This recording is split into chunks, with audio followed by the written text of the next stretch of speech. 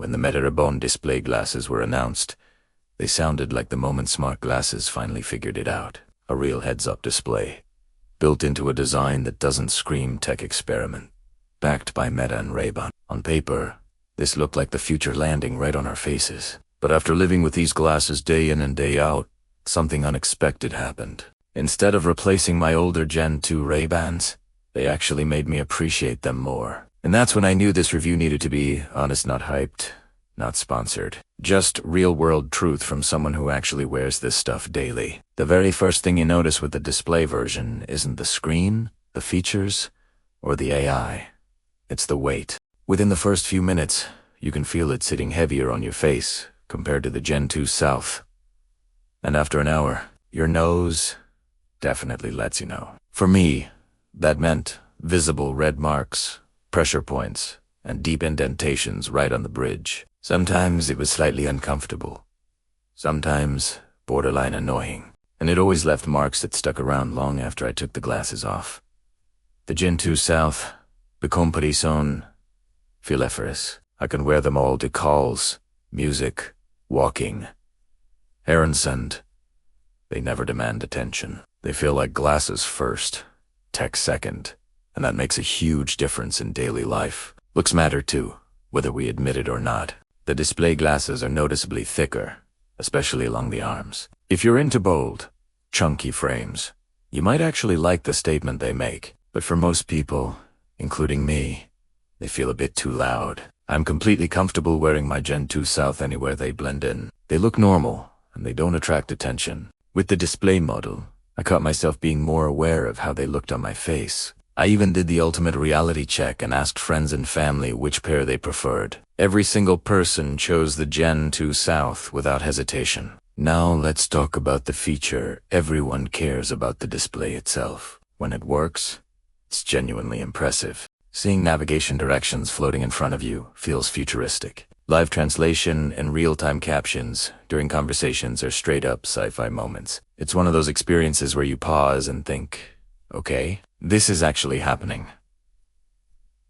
And honestly, Meta deserves credit here. This is some of the coolest wearable tech you can buy right now. But there's a catch that doesn't show up in the marketing. The display only appears in one eye. At first, that feels weird, almost distracting. Your brain keeps checking for balance, wondering why information is only coming from one side. The surprising part: after a few days, your brain adjusts. It becomes natural, almost invisible, and that adaptation is genuinely impressive. Unfortunately, another issue shows up that's harder to ignore. Sunlight outdoors, especially on bright days. The display can struggle. Indoors or in shaded environments, it looks great. Step into full daylight, and the visuals can get washed out fast. Audio performance across both models is excellent. Music, podcasts, calls, it all sounds solid. But the moment you start using the display features, battery anxiety becomes very real. Navigation, captions, animations, AI responses, all of that drains power quickly. I constantly found myself wondering if I should stop using features just to save battery. That's not something you want with glasses you're supposed to wear naturally. In real-world use, the display glasses are best for short, intentional sessions. They're not built for all-day wear. The Gen 2 South, on the other hand, quietly lasts through the day without you thinking about it. Where the display glasses truly shine is in those wow moments. Closed captions during conversations still make me smile every time. Walking directions in the city, when supported, can be genuinely game-changing. Visual notifications are also a massive improvement over audio announcements, especially if you've ever had your glasses loudly read a text in a quiet room. That alone feels like a quality-of-life upgrade. One feature that absolutely deserves praise is the neural band. It's smooth, responsive, and intuitive.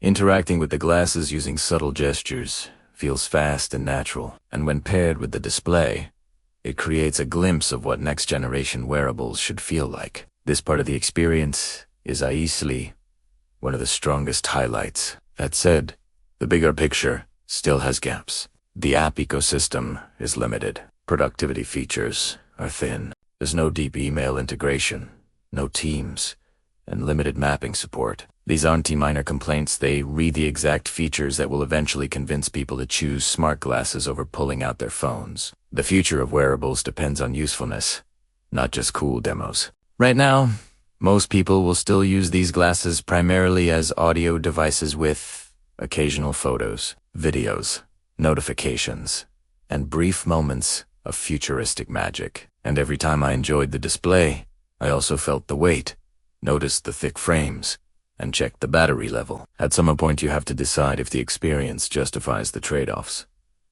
So here's where I land. After weeks of testing, I consistently grab the Gen 2 South when I'm not filming or reviewing. The display glasses are fun, futuristic, and impressive, but they're not something I want on my face all day. The tech is exciting, the neural band is excellent, and the display can feel magical. But comfort issues, outdoor visibility, battery life, and limited software hold them back right now.